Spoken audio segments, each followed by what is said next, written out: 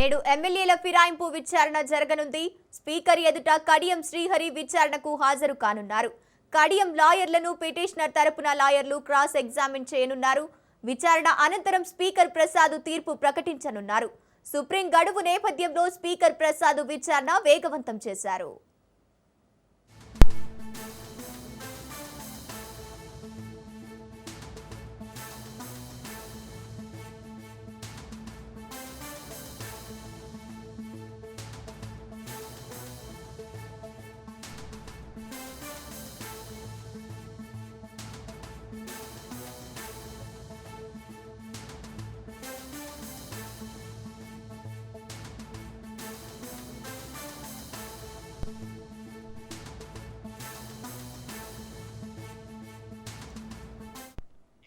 నేడు ఎమ్మెల్యేల ఫిరాయింపు విచారణ జరగనుంది. స్పీకర్ ఎదుట కడియం శ్రీహరి విచారణకు హాజరు కానున్నారు. కడియం లాయర్లను పిటిషనర్ తరపు లాయర్లు క్రాస్ ఎగ్జామిన్ చేయనున్నారు. విచారణ అనంతరం స్పీకర్ ప్రసాద్ తీర్పు ప్రకటించనున్నారు. సుప్రీం గడువు నేపథ్యంలో స్పీకర్ ప్రసాద్ విచారణ వేగవంతం చేశారు. రైట్, ఇక ఇదే అంశానికి సంబంధించి పూర్తి అప్డేట్స్ మా ప్రతినిధి సైదులు అందిస్తారు. సైదులు, గంగోత్రి పార్టీ ఫిరాయింపులకు సంబంధించినటువంటి కేసు విచారణ కొనసాగుతూ ఉంది. సో ఇప్పుడు కడియం శ్రీహరి స్టేషన్ గన్పూర్ గా ఎమ్మెల్యేగా ఉన్నటువంటి కడియం శ్రీహరి ఆయన పార్టీ ఫిరాయించిన ఆరోపణల నేపథ్యంలో ఈ రోజు స్పీకర్ క్రాస్ ఎగ్జామినేషన్ చేయనున్నారు. సో ఆయన పార్టీ ఫిరాయించారు, ఆయన పైన చర్యలు తీసుకోండి అని చెప్పేసి బీఆర్ఎస్ ఇప్పు కుత్బుల్లాపూర్ ఎమ్మెల్యే వివేకానంద గౌడ్ పిటిషన్ దాఖలు చేశారు. సో ఇప్పుడు ఈ రోజు స్పీకర్ ముందుకి ఇటు కేపీ వివేకానంద అడ్వకేట్స్ వస్తారు. అదేవిధంగా కడియం శ్రీహరికి సంబంధించినటువంటి అడ్వకేట్స్ కూడా వచ్చే అవకాశం ఉంది. కడియం శ్రీహరి అడ్వకేట్స్ మాత్రమే వస్తారా, లేదంటే కడియం శ్రీహరి కూడా స్పీకర్ ముందు విచారణకి హాజరవుతారా లేదా అనేది కూడా మరి కాసేపట్లో తెలిసే అవకాశం అవుతుంది. ఎందుకంటే నిన్న దానం నాగేందర్ స్పీకర్ ముందు విచారణకి హాజరు కావాల్సి ఉంటే ఆయన హాజరు కాలేకపోయారు. కాబట్టి సో ఇక కడియం శ్రీహరి వస్తారా, లేదంటే కడియం శ్రీహరి తరఫున అడ్వకేట్స్ ని పంపిస్తారా అనేది కూడా మనకి తర్వాత తెలిసే అవకాశం అవుతుంది. ఒకవేళ అడ్వకేట్స్ వస్తే మాత్రం కేపీ వివేకానంద అడ్వకేట్స్ వీళ్ళందరూ కూడా వాదనలు వినిపించే అవకాశం ఉంది. తర్వాత స్పీకర్ నిర్ణయం ప్రకటన ఉంటుంది. కాబట్టి ఇక స్పీకర్ ఎటువంటి నిర్ణయం ప్రకటన చేస్తారు. సో స్పీకర్ ముందు ఇటు కేపీ వివేకానంద అడ్వకేట్స్ అదేవిధంగా కడియం శ్రీహరికి సంబంధించిన అడ్వకేట్స్ వాదనలు ఏ విధంగా జరుగుతాయి ఏంటనేది కూడా మనకి తర్వాత తెలిసే అవకాశం అవుతుంది. ఇరు వాదనలు విన్న తర్వాత స్పీకర్ తుది తీర్పు వెలువడించే అవకాశం అయితే ఉంటుంది. పార్టీ ఫిరాయింపులకు సంబంధించి ఇప్పటికే సుప్రీంకోర్టు నిబంధనల మేరకు మనకి ఇచ్చినటువంటి గడువు ఏదైతే ఉందో ఆ గడువులో భాగంగా ఖచ్చితంగా ఈ పార్టీ ఫిరాయింపుల ఎమ్మెల్యేల కేసు విచారణ వేగవంతం చేయాలని చెప్పేసి స్పీకర్ కి ఆదేశాలు ఇచ్చిన నేపథ్యంలో అందుకు ఈ యొక్క పార్టీ ఫిరాయింపులకు సంబంధించినటువంటి ఎమ్మెల్యేల కేసు విచారణ వేగవంతం స్పీకర్ చేశారు.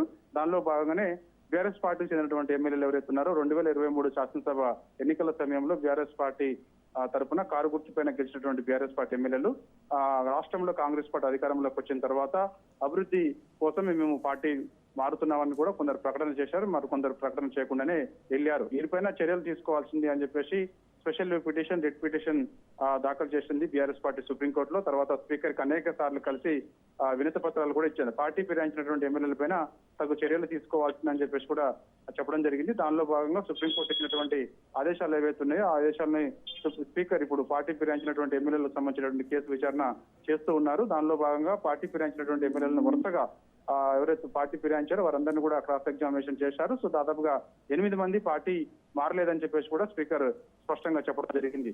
8 మంది పార్టీ ఫిరాయించలేదు, వారు అభివృద్ధి లో భాగంగానే వారు సీఎం ని కలిసినట్టుగా కూడా వాస్తవాలు కనబడుతున్నాయి తప్ప వారు ఎక్కడ పార్టీ మారినట్లు ఆధారాలు లేవని కూడా స్పీకర్ చెప్పడం జరిగింది. ఇక మిగిలిన ఇద్దరు ఎవరైతే ఉన్నారో దానం నాగేందర్ అదేవిధంగా కడియం శ్రీహరికి సంబంధించినటువంటి క్రాస్ ఎగ్జామినేషన్ సంబంధించి నిన్న దానం నాగేందర్ విచారణకి హాజరు కావాల్సి ఉండగా ఆయన హాజరు కాలేకపోయారు. ఇప్పుడు Kadiyam Srihari cross examination speaker ముందు ఉంటుంది కాబట్టి చూడాలి మరి కడియం శ్రీహరి విచారణకి హాజరవుతారా లేదా అనేది కూడా మనకి కాసేపట్లో తెలిసే అవకాశం అయితే ఉంది. వాళ్ళు కడియం శ్రీహరి హాజరు కాకపోతే మాత్రం ఆయన తరఫున అడ్వకేట్స్ హాజరయ్యే అవకాశం అయితే ఉంది. కేపీ వివేకానంద గౌడ్ కూడా ఆయన స్పీకర్ ముందుకు వచ్చే అవకాశం అయితే ఉంది, ఎందుకంటే ఆయన పిటిషన్ దాఖలు చేశారు కాబట్టి. సో ఇక కేపీ వివేకానంద గౌడ్ తరపున ఉన్నటువంటి అడ్వకేట్స్ కూడా స్పీకర్ ముందు విచారణ చేసే అవకాశం అయితే ఉంది. ఇక ఇరు వాదనలు విన్న తర్వాత మరి ఈ రోజు కడియం శ్రీహరికి సంబంధించినటువంటి క్రాస్ ఎగ్జామినేషన్ పూర్తయిన తర్వాత స్పీకర్ ఎటువంటి నిర్ణయం ప్రకటిస్తారని చెప్పేసి కూడా కొంత ఉత్కంఠ నెలకొంది. Right, thank you Saidulu.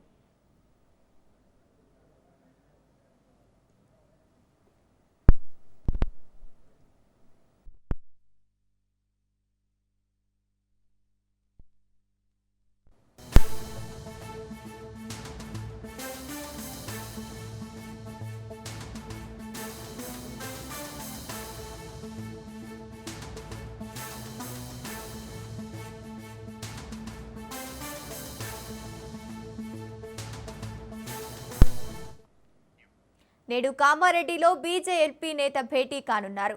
ఈ కార్యక్రమానికి ఎమ్మెల్యేలు, ఎమ్మెల్సీలు, ముఖ్య నాయకులు హాజరు కానున్నారు. బాన్స్వాడ ఘటనపై సమీక్షించనున్నారు నేతలు.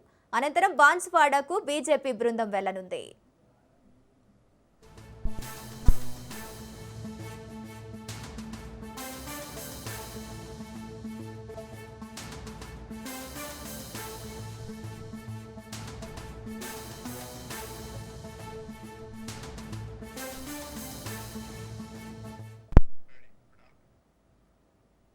నేడు కామారెడ్డిలో బీజేపీ ఎల్పీ భేటీ కానుంది. ఈ కార్యక్రమానికి ఎమ్మెల్యేలు, ఎమ్మెల్సీలు, ముఖ్య నాయకులు హాజరు కానున్నారు. బాన్స్వాడ ఘటనపై సమీక్షించనున్నారు నేతలు. అనంతరం బాన్స్వాడకు బీజేపీ బృందం వెళ్లనుంది.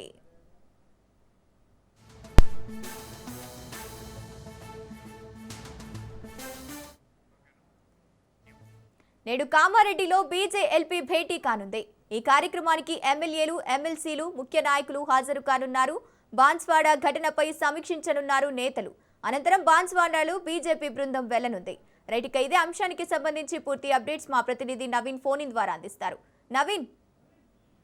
Thank you. ఇటు కామారెడ్డి వేదికగా ఈరోజు బీజేపీ సమావేశం కానుంది. ఈ సమావేశానికి ఇప్పుడు కాంగ్రెస్ బీజేపీ సంబంధించిన ఎమ్మెల్యేలు, ఎమ్మెల్సీలు అలాగే ముఖ్య నాయకులు హాజరు కానున్నారు. ముఖ్యంగా ప్రధాన కారణం ఏంటంటే కామారెడ్డి పెట్టడానికి కామారెడ్డిలో గత కొన్ని రోజులుగా జరుగుతున్న సంఘటన, అలాగే అక్కడ బీజేపీ ఎమ్మెల్యేని బట్టి వెంకటరామరెడ్డిపై వెంకటరామారెడ్డి కాంగ్రెస్ పార్టీ నాయకులు దాడి నేపథ్యంలో కూడా ఈ రోజు ఈ సమావేశం నిర్వహించున్నారు. అయితే ముఖ్యంగా గత కొన్ని రోజుల క్రితము ఇటు సవాళ్లు కామారెడ్డి పట్టణంలో సవాళ్లు, ప్రతి సవాళ్లు మధ్య ఉద్రిక్త వాతావరణం నెలకొంది. అయితే ఇప్పుడు ఇటు మున్సిపల్ ఎలక్షన్ తర్వాత కూడా బీజేపీ కాంగ్రెస్ పార్టీకి సంబంధించిన తత్వ సలహాదారు షబ్బీర్ అలీ ఎమ్మెల్యే వెంకటరామరెడ్డి పూర్తిగా భూ కబ్జాలకు పాల్పడ్డాడు. అయితే అక్కడ డిగ్రీ కళాశాల కావచ్చు, కళాశాల సంబంధించిన భూములు కావచ్చు, అలాగే అరోరా కాలేజీ, అలాగే శిశు మందిర్ సంబంధించిన భూములకు సంబంధించి కూడా పూర్తిగా కబ్జా చేసి తన అనుచరులకు దారాదత్తం చేశారని చెప్పి కూడా ఆర్ట్ కామెంట్ చేశారు. దీనిపై స్పందించినటువంటి ఎమ్మెల్యే వెంకటరామరెడ్డి తనకు ఎలాంటి కబ్జాలకు పాల్పడలేదు, తాను నిజాయితీగా ఉన్నా అని చెప్పి కూడా తన నచ్చిన వాళ్ళు కాంగ్రెస్ పార్టీ నాయకులు కూడా తనపై బురద జల్లే ప్రయత్నం చేస్తున్నారని చెప్పి దీనిపై ఏదైతే షబ్బీర్ ఆరోపణ చేశారో దానికి సంబంధించి సాక్ష్యాలతో నిరూపించాలని చెప్పి కూడా ప్రతి సవాల్ విషయాలు. అయితే దీనికి సవాలు స్వీకరించిన బట్టి కాంగ్రెస్ పార్టీ సంబంధించిన కింది స్థాయి నాయకులు, ఎన్ఎస్యూ నాయకులు తాను సిద్ధము చర్చకు తాము వస్తామని చెప్పి కూడా ప్రచుర సవాలు విసిరడంతో కూడా అక్కడ ఏదైతే శిశు మందిర వేదికగా కొన్ని రోజుల క్రితం కూడా అక్కడ ఇద్దరు బహిరంగ చర్చకు సిద్ధమవుతున్న క్రమంలో అక్కడ పోలీసులు వారిని అడ్డుకున్నారు.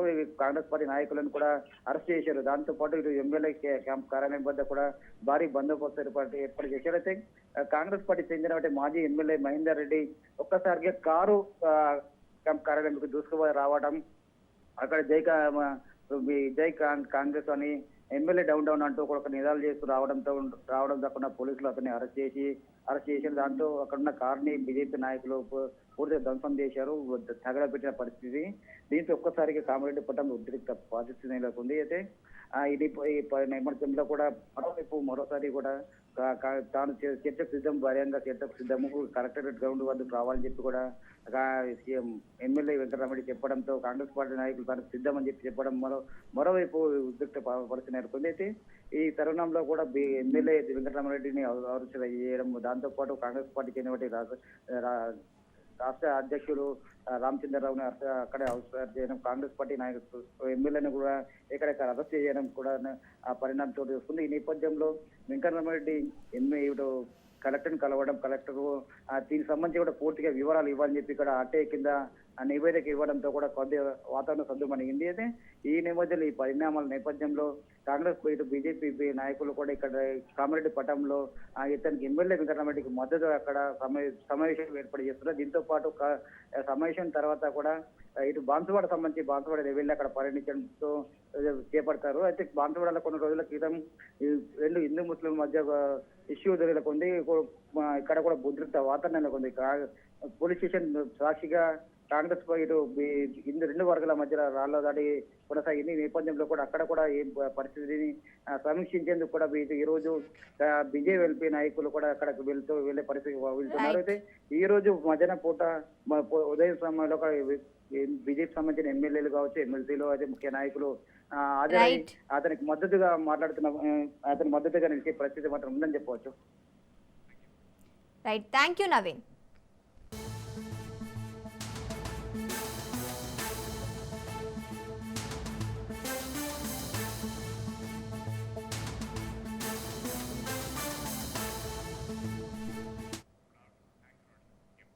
నేడు తిరుమలలో టీటీడీ బోర్డు సమావేశం కానుంది. 87 అంశాలపై టీటీడీ బోర్డు చర్చించనుంది. టీటీడీ వార్షిక బడ్జెట్కు 5,400 కోట్లు ప్రతిపాదనకు ఆమోదం తెలపనుంది. టీటీడీ విద్యా సంస్థల విద్యా ప్రమాణాల కోసం 116 కోట్లు వెచ్చించనున్నారు. ఒంటిమిట్ట కోదండరామ కళ్యాణోత్సవానికి వచ్చే భక్తుల లడ్డులు పంపిణీ మండల ఆమోదం తెలపనుంది. నూతనంగా అదనపు అన్నదాన భవనం ఏర్పాటుకు రిలయన్స్ ముందుకు వచ్చింది. దీన్ని ఆమోదించనున్నారు. 51 మంది అర్చకుల పదోన్నతిపై పాలకా మండలి చర్చించనుంది.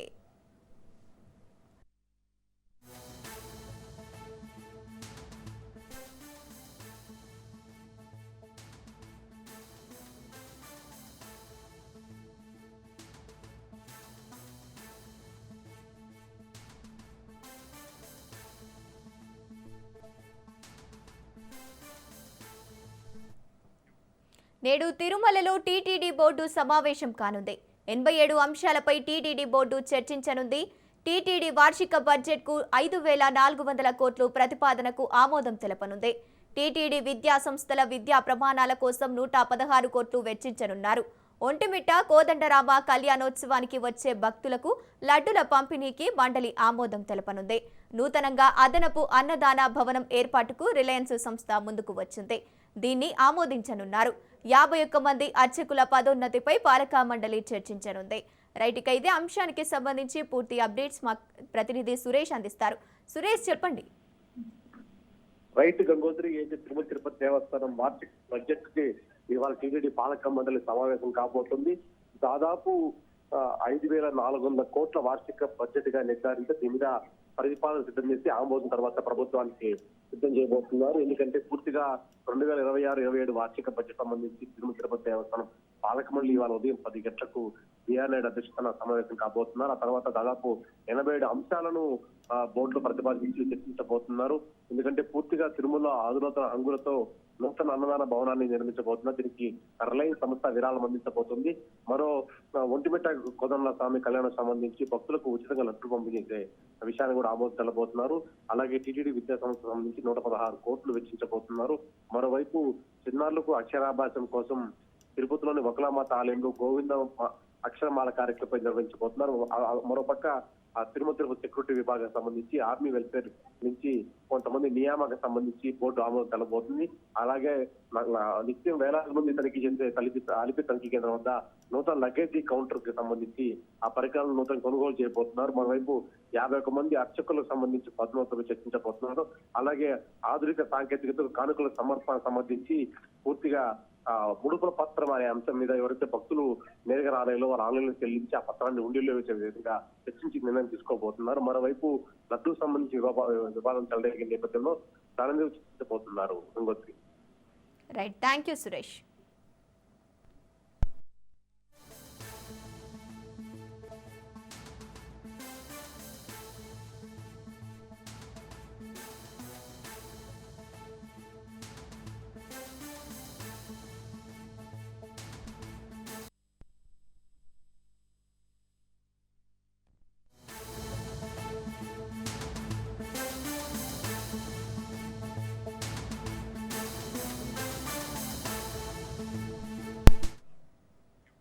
ఫార్ములా ఈ కేసులో ఆరోపణలు ఎదుర్కొంటున్న సీనియర్ ఐఏఎస్ అధికారి అరవింద్ కుమార్ సస్పెన్షన్ కు గురయ్యారు. అరవింద్ కుమార్ పై శాఖపరమైన క్రమశిక్షణ చర్యలు తీసుకున్న నేపథ్యంలో సస్పెన్షన్ వేటు పడింది. ఫార్ములా ఈ కేసును ఏసీబీ దర్యాప్తు చేస్తుంది. అరవింద్ కుమార్ ప్రాసిక్యూషన్ కు ఇప్పటికే కేంద్రం అనుమతి ఇచ్చింది.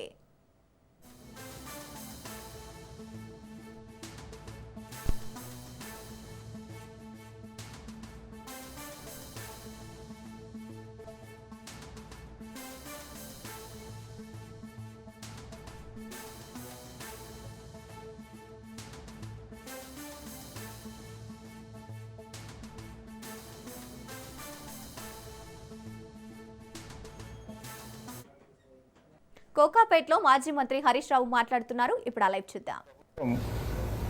2019వ సంవత్సరంలో కోకాపేటలో సర్వే నంబర్ 240లో శారదా పీఠానికి 2 ఎకరాల స్థలాన్ని ఆనాడు కేబినెట్ కేసీఆర్ గారి కేబినెట్ ఈ 2 ఎకరాల స్థలాన్ని శారదా పీఠానికి కేటాయించడం జరిగింది. అయితే శారదా పీఠం ఆ 2 ఎకరాల స్థలాన్ని కేటాయిస్తే వారు దాదాపు 1,05,00,000 రూపాయలు చెల్లించి ఈ ల్యాండ్ను రిజిస్ట్రేషన్ చేసుకున్నారు. ప్రభుత్వానికి చట్టబద్ధంగా 1,05,00,000 రూపాయలు డబ్బు చెల్లించి రిజిస్ట్రేషన్ చేసుకున్నారు. అంతేకాకుండా దాదాపు 23 లక్షల రూపాయలు చెల్లించి హెచ్ఎండిఏ నుంచి అన్ని అనుమతులను కూడా శారదాపీఠం తీసుకోవడం జరిగింది. మరి ఇక్కడ చక్కటి దేవాలయాన్ని శారదా స్వరూప రాజశ్యామల అమ్మవారి దేవాలయాన్ని నిర్మించారు. ఈ దేవాలయంలో ప్రతిరోజు పూజలు జరుగుతూ ఉన్నాయి. ఈ దేవాలయ ప్రారంభోత్సవంలో పెద్ద స్వామీజీ గారితో పాటు అనేక మంది హైకోర్టు న్యాయమూర్తులు, ఎంతో మంది ఉన్నత అధికారులు, భక్తులు అందరి సమక్షంలో ఈ దేవాలయ ప్రతిష్టా కార్యక్రమం జరిగింది. మరి ఆ రోజు నుంచి ఈ రోజు వరకు కూడా ప్రతిరోజు పూజా కార్యక్రమాలు ఇక్కడ జరుగుతూ ఉంటాయి. శారదాపీఠం ఆధ్వర్యంలో హైదరాబాద్లో దాదాపు 16 దేవాలయాలు నడుస్తున్నాయి.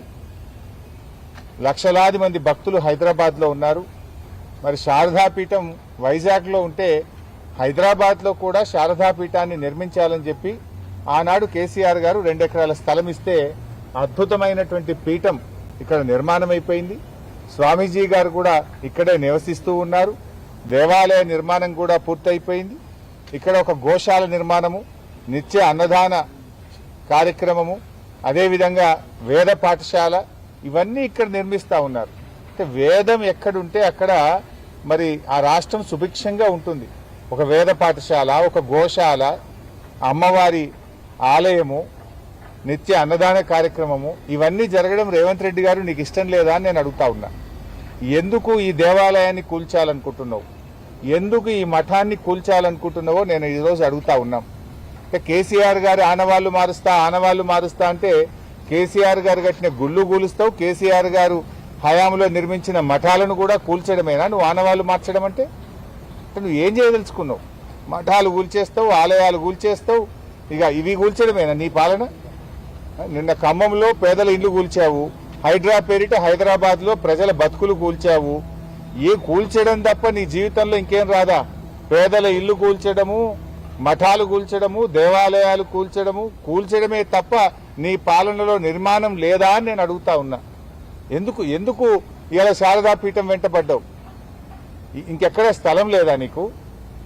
హైదరాబాద్ మెట్రో వాటర్ వర్క్స్ వాళ్ళు ఒకవేళ ఏదైనా డ్రింకింగ్ వాటర్ కు చేయాలంటే ఇదే సర్వే నంబర్ 240 రోడ్ అవతల 17 ఎకరాల ప్రభుత్వ స్థలం ఉంది కదా.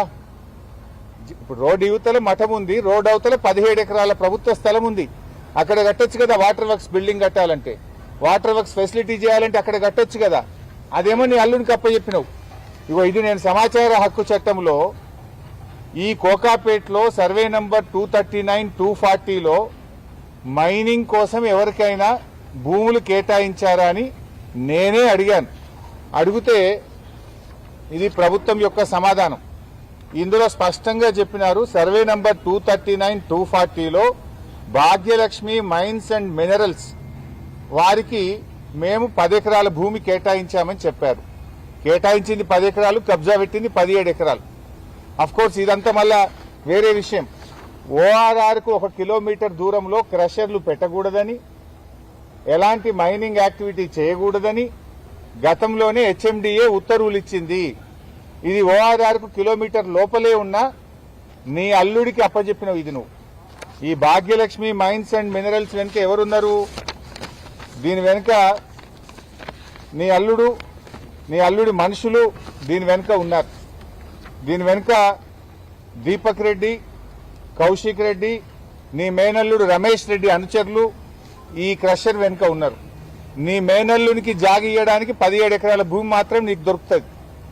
కానీ శారదాపీఠం ప్రజలకు ఇలా హిందూ ధర్మాన్ని ప్రచారం చేసేటువంటి శారదాపీఠం, భక్తులకు వేదికగా ఉన్న ఈ శారదాపీఠమే నీకు కనబడ్డదా కూల్చడానికి? వాటర్ వర్క్స్ కట్టడానికి నీ అల్లుడికి ఇచ్చిన క్రషర్ భూమి పనికిరాదా? అంటే నీ అల్లుడి అనుయాయులకు 17 ఎకరాల భూమి ఇస్తావు, క్రషర్లు పెడతావు. ఈ పక్కన బిల్డర్లందరూ నా అల్లుని దగ్గరనే కంకర కొనాలంటావు, నా అల్లుడి దగ్గర కొంటేనే మీకు అనుమతులు ఇస్తా అంటావు. అల్లుడికి ఇవ్వడానికి 17 ఎకరాలు దొరికింది, కానీ శారదాపీఠం 2 ఎకరాలు మాత్రం కూల్చడమేనా నీ పని? ఆడియచ్చు కదా 17 ఎకరాలు, ఈ 2 ఎకరాలు ఎవరొద్దంటున్నారు? శారదాపీఠం 2 ఎకరాలే లాక్కోవాలనా?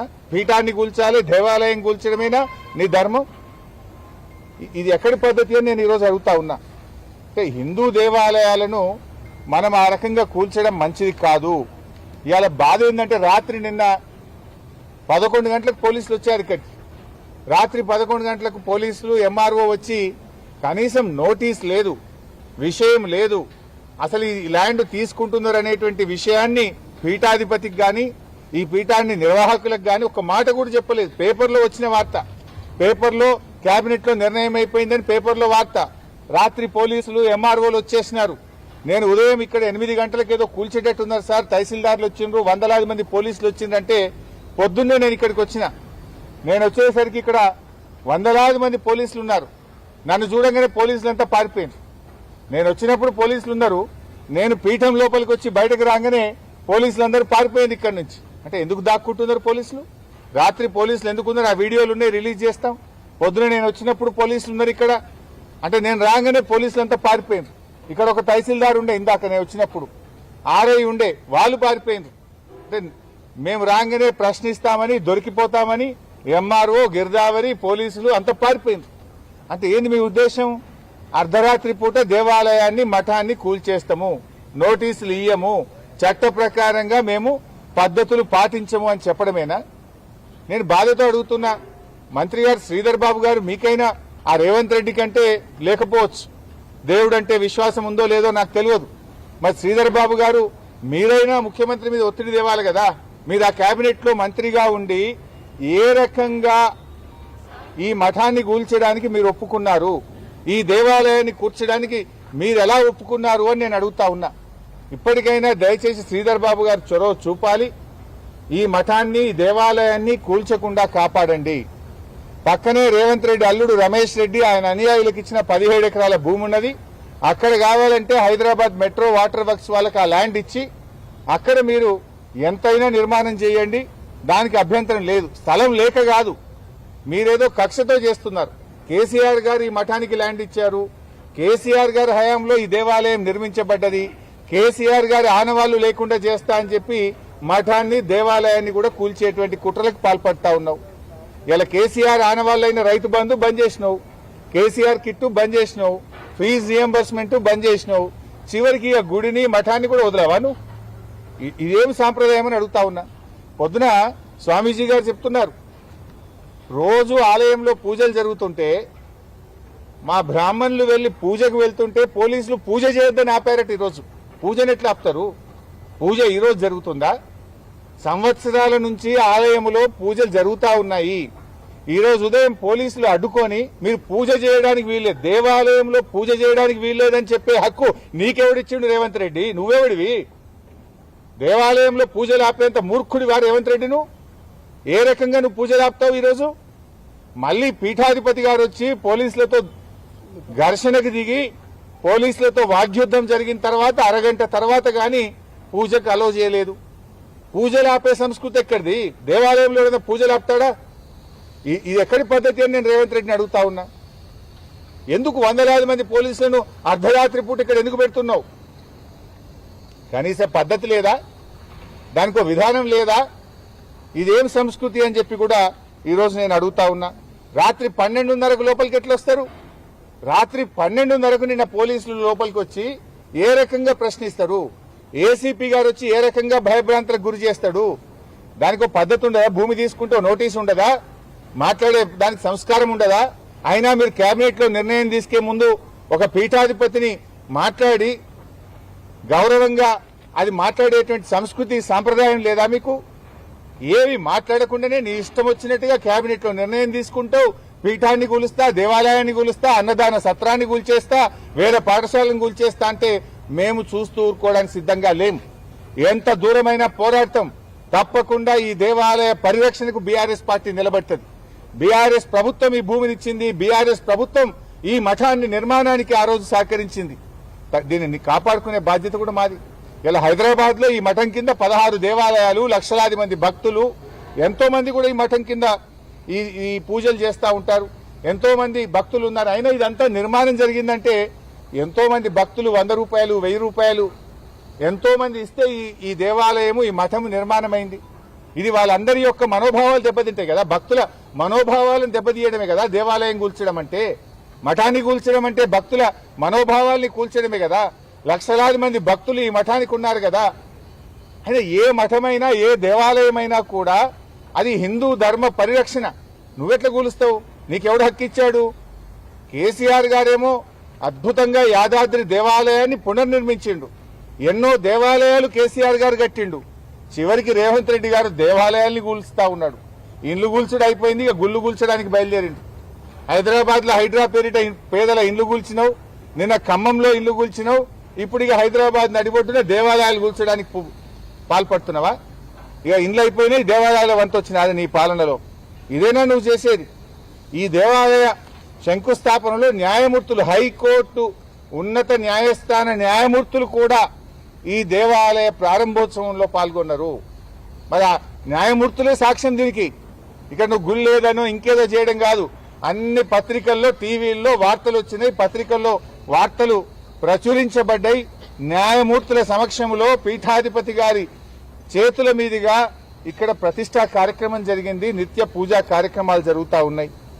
ఇంత దుర్మార్గమైనటువంటి విధానాన్ని మానుకోవాలని, నిజంగా వాటర్ వర్క్స్ కు ఆ ల్యాండ్ అవసరం ఉంటే పక్కన నీ అల్లుడి భూమి, నీవు అల్లుడికి అక్రమంగా కట్టబెట్టిన 17 ఎకరాల భూమి ఉంది, అక్కడ హెచ్ఎండబ్ల్యూఎస్ వాటర్ వర్క్స్ కట్టు.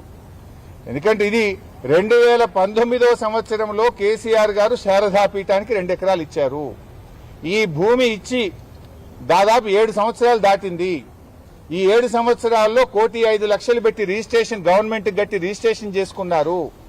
హెచ్ఎండిఏకు 23 లక్షల రూపాయలు కట్టి అనుమతులు తెచ్చుకున్నారు. విద్యుత్ కనెక్షన్ తీసుకున్నారు. నిర్మాణాలన్నీ పూర్తయిపోయినాయి. ఇన్ని జరిగిన తర్వాత నువ్వు ఈ మఠాన్ని కూలుస్తామంటే, చూడండి, నువ్వు ఈ మఠాన్ని కూలుస్తామంటే ఎంతవరకు సబబు, ఏ రకంగా సబబు అవుతుందని నేను అడుగుతా ఉన్నా. ఇంత మంచిగా అమ్మవారికి రోజు పూజా కార్యక్రమాలు జరుగుతున్నాయి, నిర్మాణం జరిగిపోయింది. నువ్వు ఏది జరగనట్టుగా నువ్వు చిత్రీకరించి రాత్రికి రాత్రి కూల్చేసే ప్రయత్నం చేస్తే ఎవరు కూడా ఊరుకోవడానికి సిద్ధంగా లేరు. ఇది ఆ దేవాలయ ప్రతిష్టా కార్యక్రమం పెద్ద స్వామీజీ గారు చేశారు. న్యాయమూర్తులు కూడా అందరు ఇక్కడ మనం కనబడతా ఉన్నారు. ఇక్కడ వారందరి సమక్షంలో ఈ కార్యక్రమం జరిగింది. ఇంకోటి, ల్యాండ్ లేక కాదు కదా, భూమి లేక కాదు కదా. ఎందుకు పగబడుతున్నావు? దేవాలయం ఎందుకు పగబడుతున్నావు? కూల్చుడు నీకు రోజు ఒకటి కూలిస్తే తప్ప నిద్ర పట్టదు అయింది, తిన్నది అరగదు అయింది రేవంత్ రెడ్డి నీకు. ఇండ్లు కూలిస్తే, పేదలు రోడ్డు మీద పడితే నీకు కంటి మీద నిద్ర పడుతుందా? నిన్న ఖమ్మంలో కూలిస్తే ఈ బతుకులు 800 మంది జీవితాలు రోడ్డు మీద తెచ్చిన, ఇవాళ మళ్ళీ గూడెం పడబడ్డావు. పొద్దుగా లేస్తే కూలగొట్టుడేనా? ఇది ఇన్ఫర్మేషన్ యాక్ట్ లో నేను అడిగింది. ఇవో నీ అల్లునికి కట్టబెట్టిన కాగితం ఇది. ఇదే సర్వే నంబర్ 2019, 219, 220 సారీ 239, 240 సర్వే నంబర్లో పక్కనే భాగ్యలక్ష్మి మినరల్స్ పేరు మీద నీ అల్లునికి అక్రమంగా కట్టుబెట్టిన కాగితం ఇది.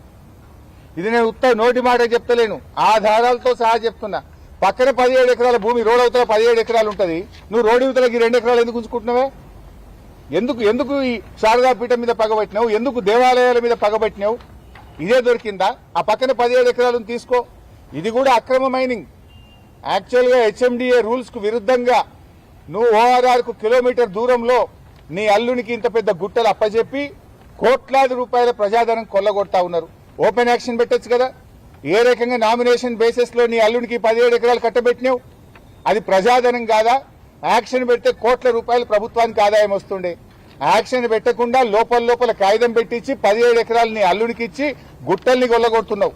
ఆ గుట్టలను కంకర చేసి నీ అల్లుడికి చుట్టూ కట్టి అన్ని రియల్ ఎస్టేట్ కంపెనీలు అల్లుని దగ్గరనే కంకర కొనాలని, లేకపోతే నీకు అనుమతులు రావని అక్రమ క్రషర్ పెట్టిస్తావు, అల్లుని కంకర అమిపిస్తావు. ఇదా నువ్వు చేసేది? నీ అల్లుడి మనుషులు. ఇది ప్రభుత్వం, నేను సమాచార హక్కు చట్టం కింద నేను అడుగుతూ ఇచ్చిన సమాధానం. ఇది ప్రజల ముందు పెడుతున్నా. దీనికి సమాధానం చెప్పు. క్యాన్సిల్ చేయి, అక్రమ క్రషర్ ను క్యాన్సిల్ చేయి. ఇప్పుడు ఆల్రెడీ అక్కడ క్రషర్ పెట్టిండ్రు, ఆ మిక్సర్స్ దాని ఏమంటారు రెడీ మిక్స్ ప్లాంట్లు కూడా పెట్టిండ్రు. అందులో 2 పెట్టిరట, ఇంకా 3 పెట్టారట, 5 మిక్సర్లు పెట్టారట. ఇక రెడీ మిక్సర్లు పెట్టి అల్లుడి వ్యాపారం చేయిస్తావు. నీ అల్లుడి వ్యాపారం కోసం దేవాలయం కూలుస్తావా? నీ అల్లుడి కోసం పీఠాన్ని కూలుస్తావా? ఇదేం పద్ధతి అని నేను అడుగుతా ఉన్నా. తక్షణమే ఈ శారదా పీఠాన్ని, అమ్మవారి దేవాలయాన్ని కూల్చే ఆలోచన మానుకోండి. పొయ్యేగాలం దాపరిస్తే గిట్లాంటి ఆలోచనలే పుడతాయి. నీకేదో పొయ్యేగాలం దగ్గర పడ్డట్టుంది, అందుకే దేవుని తెరువు వస్తున్నావు. దేవుని తెరువు వచ్చినోడు ఎవడు దక్కడు, ఆ శాపం తగులుతుంది నీకు. నువ్వు ఇప్పటికైనా పిచ్చి పిచ్చి ఆలోచనలు బంద్ చేసి దేవాలయాల పరిరక్షణకు పూనుకో, దేవాలయాల నిర్మాణాన్ని చేయి. గాని కేసీఆర్ ఆనవాళ్లు జరిపేస్తా అనే పేరు మీద దేవాలయాన్ని కూలిస్తే ఎవరు కూడా చూస్తూ ఊరుకోవడానికి సిద్ధంగా లేం. నీకు అంతా వాటర్ వర్క్స్ నిర్మాణమే చేయాలనుకుంటే పక్కన అల్లుడి భూమి ఉన్న తీసుకో, నీ అల్లునికి అక్రమంగా కట్టబెట్టిన భూమి తీసుకో, ఆడ HMWS వాటర్ వర్క్స్ నిర్మాణం చేయాలని చెప్పి కోరుతూ ఈ ఆలోచన విరమించుకోవాలని, మరి శ్రీధర్ బాబు గారు చొరవ చూపాలని నేను ఆయన ప్రత్యేకంగా డిమాండ్ చేస్తా ఉన్నా. లేదంటే పెద్ద ఎత్తున భక్తులందరం కలిసి మరి ఈ ప్రభుత్వానికి వ్యతిరేకంగా మరి కార్యక్రమాలు చేపట్టవలసి వస్తుంది. అంత దూరం పోకుండా ఈ పిచ్చి ఆలోచనలు, దేవాలయాలు కూల్చాలనే ఆలోచనను తక్షణమే విరమించుకోవాలని చెప్పి డిమాండ్ చేస్తుంది.